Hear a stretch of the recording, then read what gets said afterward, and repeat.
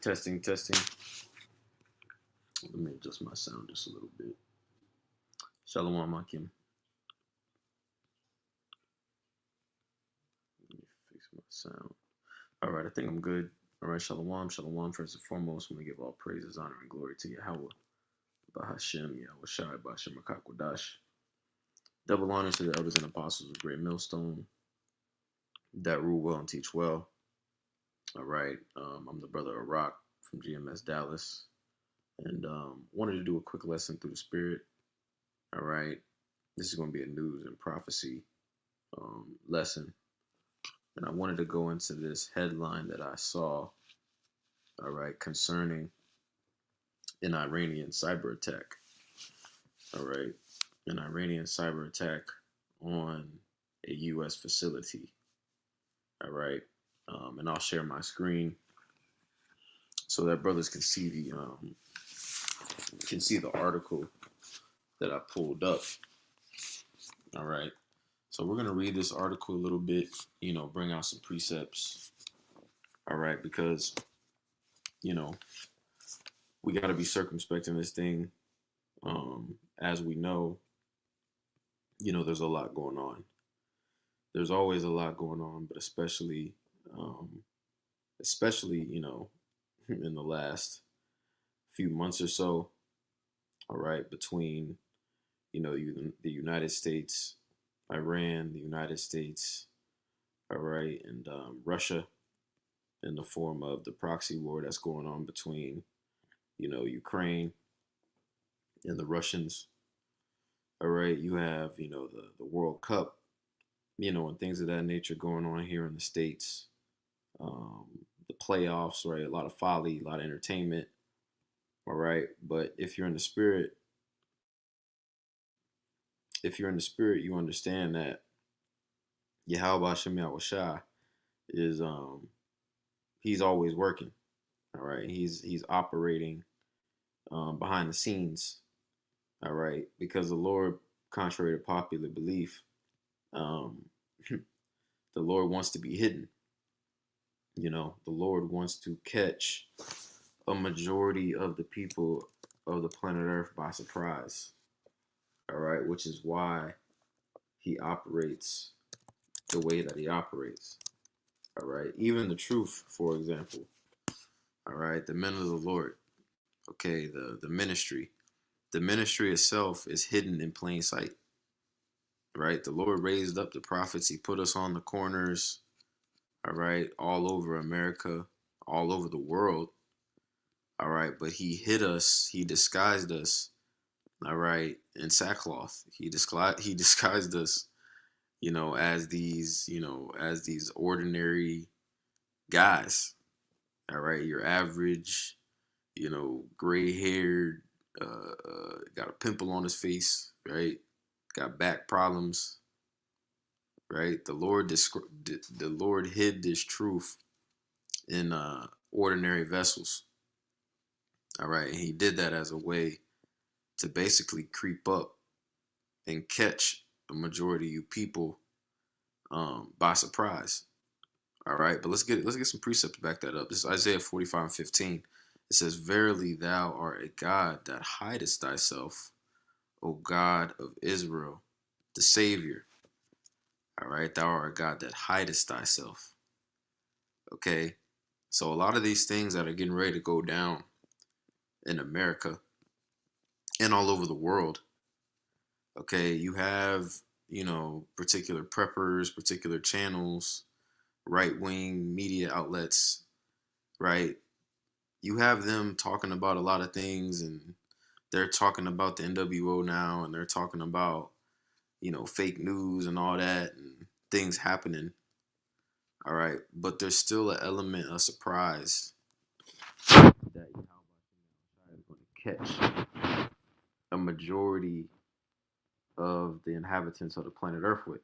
That's why the Lord said, and he said he's going to come as a thief in the night.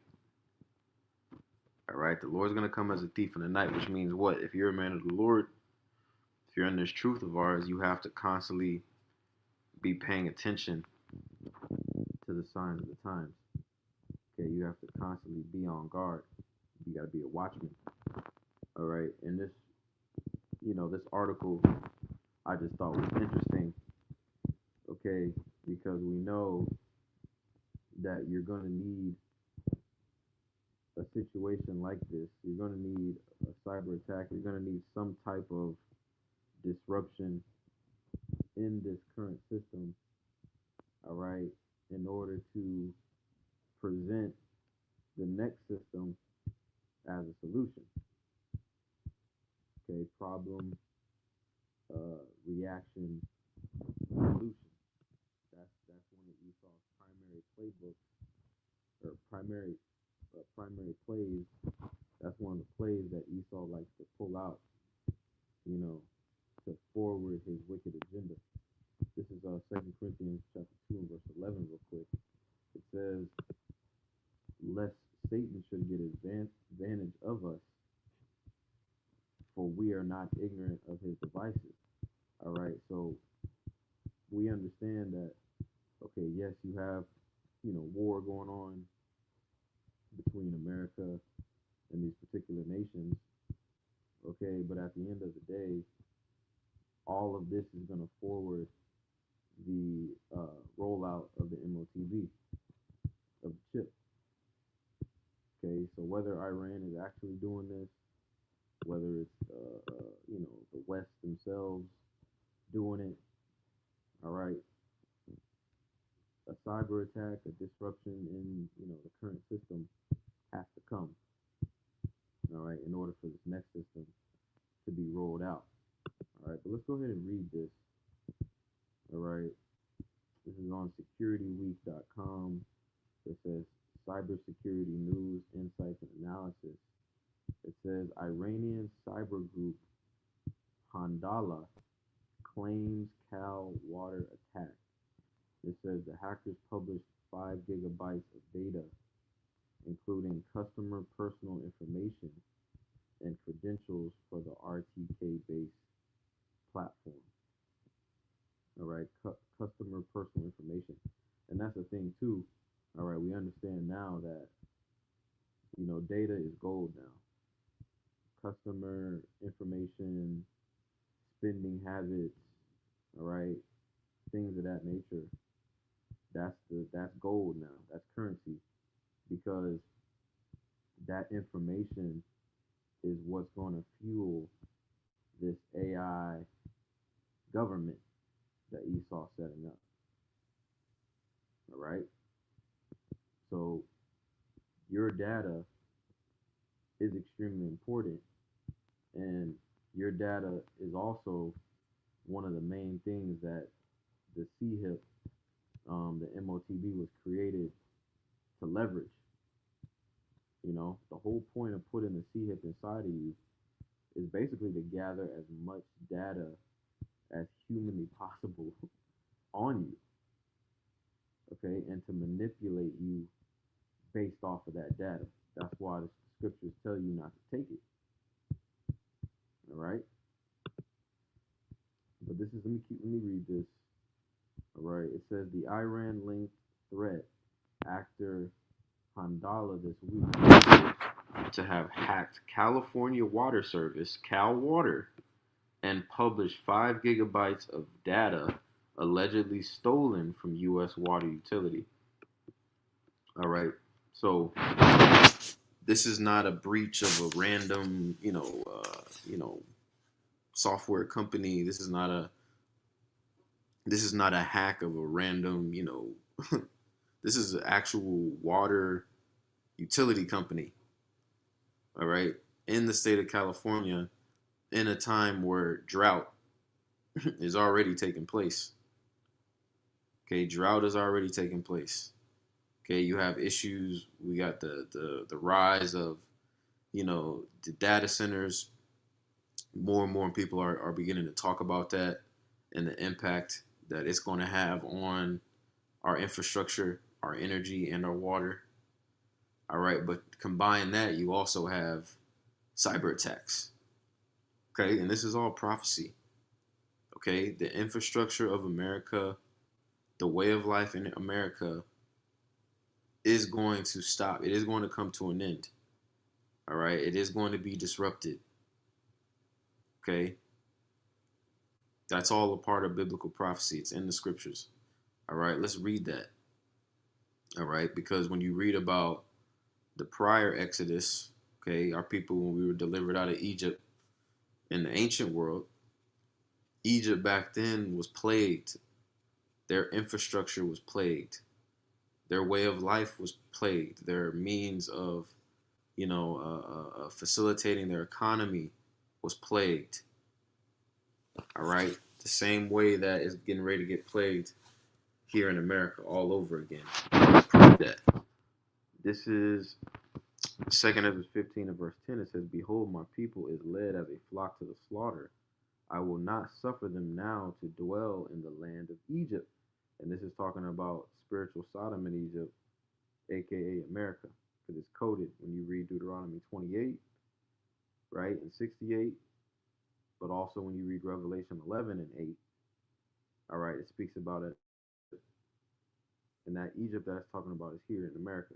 Just look at the back of your dollar bill. You got the pyramid on the back of the dollar, right? You got various obelisks and pyramids in Washington, D.C. itself, right? You got Egyptian symbolism everywhere, damn near. Okay?